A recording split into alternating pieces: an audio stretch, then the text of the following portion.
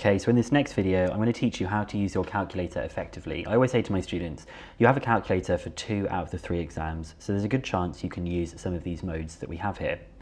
And what I've said here is to type standard form into your calculator, you can use the special button for it, which is usually next to the equals sign. And it usually says either EXP, meaning exponential or exponent, or it says times 10 to the x. You could, if you really wanted to, you could type this in using the power button. You could type 3.4 times 10 to the power of 3.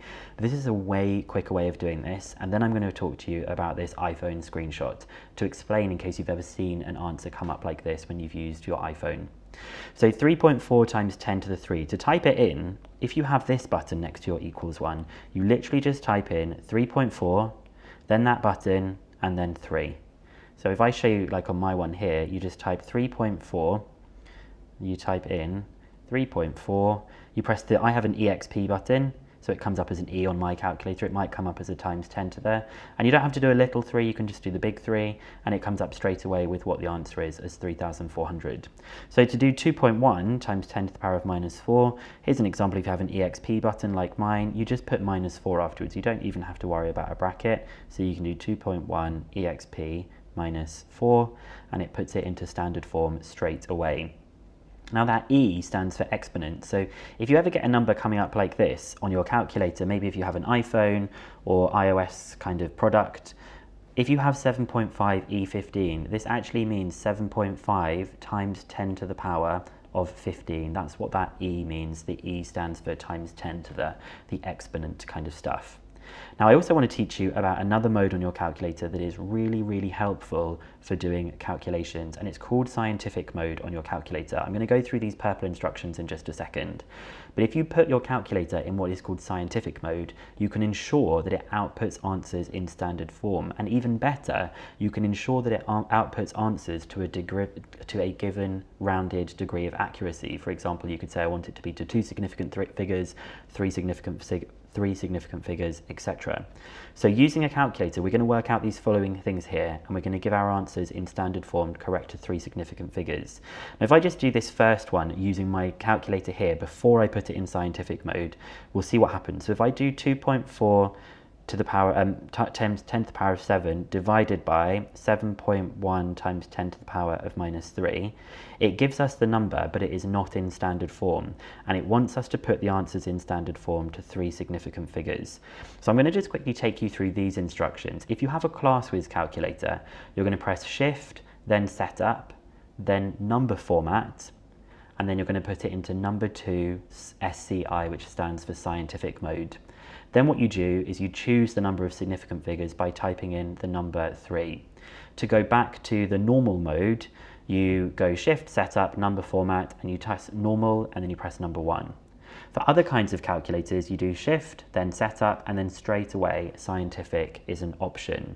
So I'm going to try these 3 questions, but I'm also going to show you putting these in the calculator. So I'm just going to quickly switch for a second to my camera here.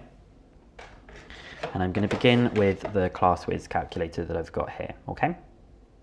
So with the ClassWiz calculator, you turn it on, and then you're going to go to Shift, which is at the top, and then the menu button which says Setup, and then you'll see that it says Number Format, which is number 3. So you press number 3, and it gives you an option of 1, 2, or 3. We're going to put it in scientific mode, which is number 2. And because we want to decide how many significant figures there will be, our question said there would be 3 significant figures. And you'll see at the top that it says scientific mode, it said SCI. Now the questions I've got on a piece of paper next to me, it says it's 2.4 times 10 to the 7. So I'll do 2.4, here's the times 10 to the power of 7. You don't have to do a small button.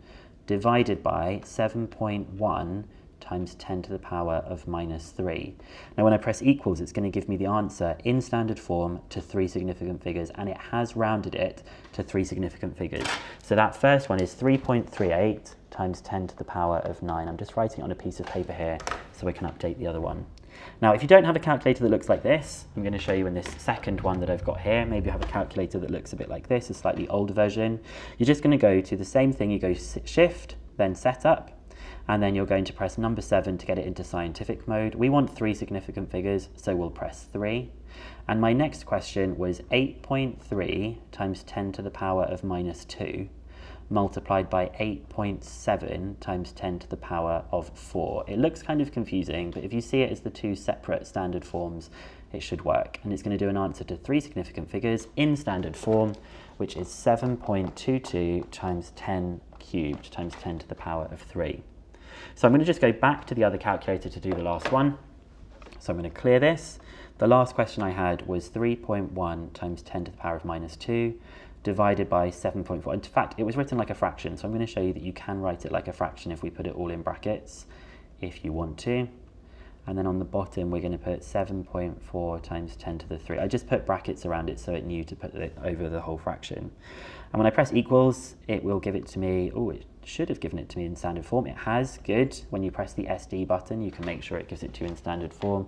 It is 4.19 times 10 to the power of minus 6. Now, just to show you how you come out of this mode, if you don't want to stick in this mode at all. Oh, one more thing. If you want to type in a normal number in standard form, a normal number and make it become standard form, it will round it to three significant figures as well. So this will be 3.56 times 10 to the power of something. It's 3.56 times 10 to the power of 6. If we changed it to, I don't know, an 8 here, so it would be 3.57, you'll see how it rounds it there as well. So you can use it to convert between ordinary and standard form numbers as well. So to go back to it, you press Shift, Setup, Number Format, Normal Mode, and just select Normal Mode 1, that will just do. And then when you go here, you can get it as an ordinary number too. What you do on this calculator, Shift, Setup, and then you press number 8 for normal and normal mode 1, and then you're back to just your normal kind of calculation that you have there. So I'm just going to update these on here. The answers that we had for this was 3.38 times 10 to the 9, 7.22 times 10 cubed, and this last one was 4.19 times 10 to the power of minus 6. So give it a go. You might want to go back and redo some of these questions here, which were sort of non-calculator. You might want to just do them using the calculator to check that you've got the right answer. So in the next video, we are going to be using adding and subtracting with standard form. I'm going to do it non-calculator, but of course you can use scientific mode if you have the calculator with you. Found this video helpful? Then why not drop it a like and consider subscribing to my channel. If you'd like the next video in the playlist, you can click here to be taken straight to it. And as always, wishing you the very best for all your studies.